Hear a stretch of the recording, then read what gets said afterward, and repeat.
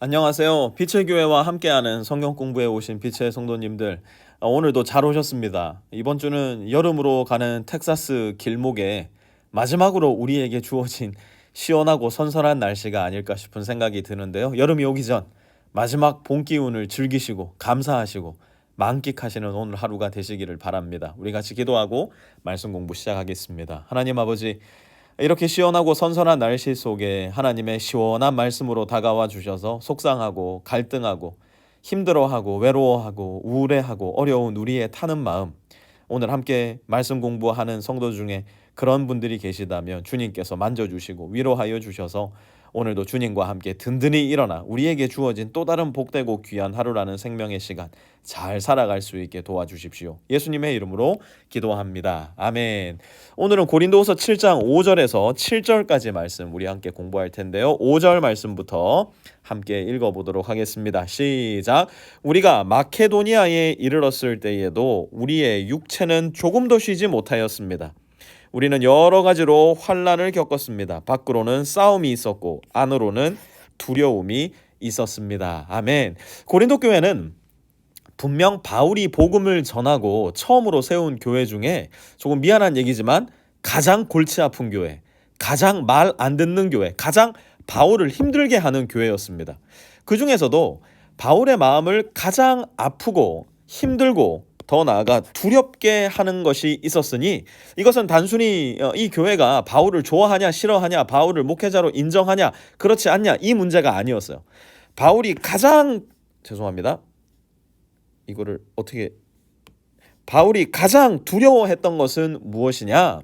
그것은 고린도 교회가 거짓 교사들의 꼬임에 빠져서 바울을 저버리는 것에 그치는 것이 아니라 바울이 그들에게 전했던 생명의 복음, 우리 주 예수 그리스도의 은혜와 구원에서 떠나버리는 것이었어요.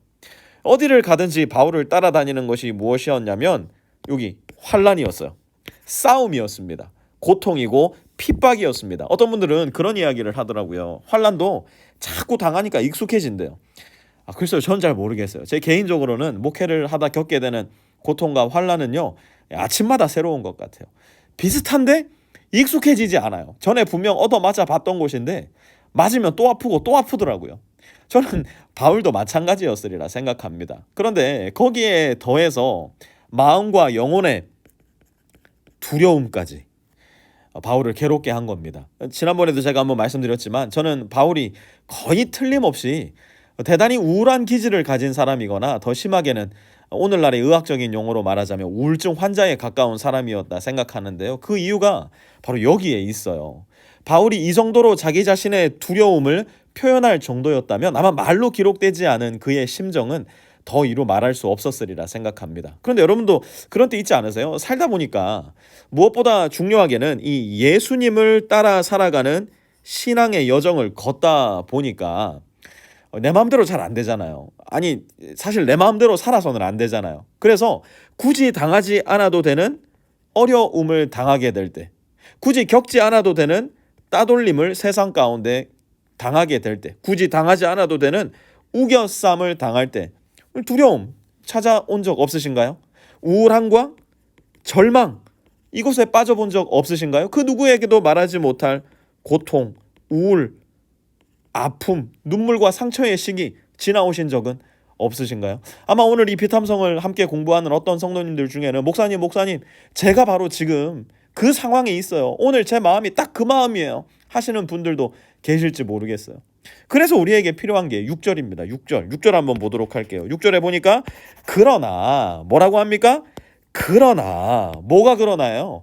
바울이 밖으로는 환난을 당하고 핍박을 겪고 안으로는 두려움과 우울과 좌절에 사로잡혀 있지만 그러나 시리에 빠진 사람을 위로해 주시는 하나님께서는 디도를 돌아오게 하심으로써 우리를 위로해 주셨습니다. 아멘. 여러분, 이 하나님이 정말 잘하시는 게 하나 있는데요. 그게 뭐냐면 바로 위로예요. 위로.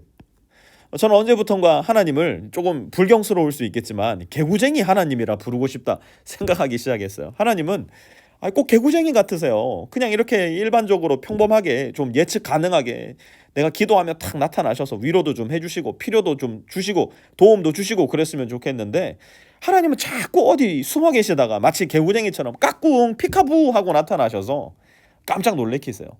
전혀 예상 외의 방법으로 위로해 주시고 전혀 예측 가능하지 않은 방법으로 도움을 베풀어 주세요. 이 바울에게도 마찬가지였습니다. 고린도후서 2장에 보면요, 바울은 디도를 이 드로아, 오늘날 터키 지역에서 만나기로 되어 있었던 것으로 보이는데요. 그런데 디도는 그 약속 장소에 약속된 시간에 나타나지를 않았어요. 바울은 너무너무 초조해졌어요. 고린도 교회를 향해서 그가 썼던 눈물의 편지가 제대로 받아들여지지 않았구나. 어쩌면 그 편지를 전했던 디도가 고린도 사람들에게 붙잡혀 해코지를 당했을 수도 있겠구나. 고린도 교회를 염려하면서 디도를 염려하면서 그의 마음이 더 초조해지고 더 두려워졌던 거예요. 그런데 그랬던 디도가 마케도니아에 있었던 바울을 찾아온 겁니다. 흠씬 두들겨 맞아가지고 움직이지도 못하는 불구 상태가 되었거나 어쩌면 죽었을 수도 있으리라 생각했던 그의 영적인 아들 디도가 그의 눈앞에 나타난 겁니다. 여러분, 절대로 못 볼 줄 알았던 너무너무 사랑하는 사람을 다시 만나게 됐던 적이 있으세요? 요즘에야 워낙에 커뮤니케이션 방법들이 좋아져가지고 별로 알고 싶지도 않은 사람 소식까지도 다 듣게 되는 세상이지만, 만약 그런 것들이 하나도 없다 치고 마치 옛날에 어디서 KBS에서 했던가요? TV는 사랑을 싣고해서처럼 내가 너무 보고 싶은 사람 이름을 불러보았더니만 따라라라라라 하면서 10년 동안 20년 동안 생사여부도 몰랐던 사람이 내 앞에 나타났을 때 그때 받게 되는 충격적 위로와 격려, 충격적 기쁨과 즐거움의 마음은 어떻게 말로 설명이 잘 안 될 그런 감정일 거예요. 바울이 지금 그 위로를 디도를 통해 받았다 말하고 있는 겁니다. 사랑하는 빛의 성도 여러분, 저는 우리가 서로에게 이 하나님의 위로가 되어줬으면 좋겠어요. 우리는 다들 위로 받기를 좋아해요. 맞아요. 우리는 위로 받아야 합니다. 그러나 동시에 우리는 위로하는 사람이 될 줄 알아야 돼요. 제가 목회하면서 배우게 된 하나의 교훈이 있어요. 이상하게 그날 자꾸만 떠오르는 사람이 있어요. 그러면 그분을 위해서 기도하는 날이 아닌데도 그분 기도문을 찾아서 그 기도문을 읽으면서 기도해요. 그런데도 또 자꾸 그분이 생각나고 또 생각나는 거예요. 그러면 꼭 제가 연락을 드립니다. 무슨 일이 있지는 않으시느냐고, 혹시 오늘 점심 같이 가능하시겠느냐고. 만나보면요, 열의 아홉은 같이 기도해야 할 어떤 일이 그분 삶에 일어나고 있었던 걸 발견하게 돼요. 안 물어봤으면 큰일 날 뻔했겠다 싶은 일들로 고통을 당하고 있었던 것을 발견하기도 합니다. 여러분, 혹시 오늘 말씀 공부하면서 여러분 마음 가운데 떠오르는 한 사람이 있지는 않으십니까? 열의 아홉은 그분을 떠올려 주신 것은 여러분들 안에 계신 성령님일 겁니다. 위로자가 되라고, 누군가에게 디도가 되어주라고, 그래서 그 형제의 마음을, 그 자매의 마음을 위로해 주라고. 우리가 서로에게 이 일을 잘 해낼 수만 있다면 그것만으로도 우리 교회는 하나님께서 정말 크게 기뻐하시는 교회 될 수 있을 거예요. 7절도 한번 볼까요?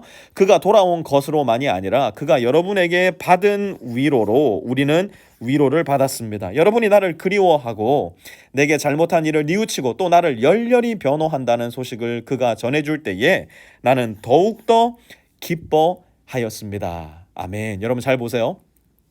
오늘 바울이 겪었던 이야기는 두려움에서 시작합니다. 오늘의 본문은 두려움에서 시작을 해요. 그런데 하나님께서는 이 디도라는 한 사람으로 바울의 마음에 위로를 전해주세요. 그러자 두려움에 사로잡혔던 바울의 마음이 어떻게 변합니까? 여기 보니까 더욱더 기뻐하였습니다. 기쁨으로 변하게 됩니다. 두려움과 기쁨은 전혀 다른 종류의 감정이에요. 전혀 뒤섞일 수 없는 상반되는 감정입니다. 그런데 두려움에서 기쁨으로 바뀌게 된 이유가 무엇입니까? 그것은 바로 위로였어요. 누구로부터의 위로였나요? 디도라는 한 사람의 위로였어요. 그리고 고린도 교회 성도들로부터 온 위로였어요. 저와 여러분에게도 바로 이것이 필요합니다. 아마 오늘 저에게 여러분의 위로가 필요할지 모르겠어요.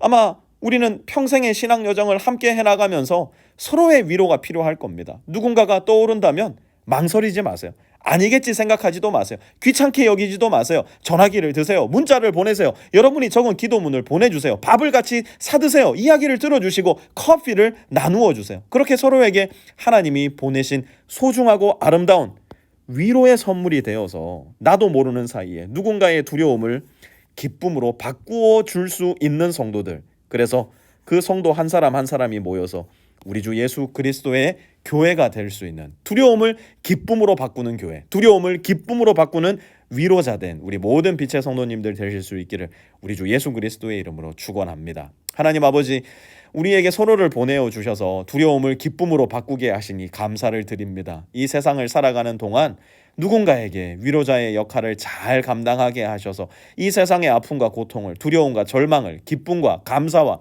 즐거움으로 바꾸어 놓을 수 있는 하나님의 위로자, 하나님의 손과 발이 된 교회, 우리 모든 빛의 성도들 다 되게 하여 주십시오. 예수님의 이름으로 기도합니다. 아멘.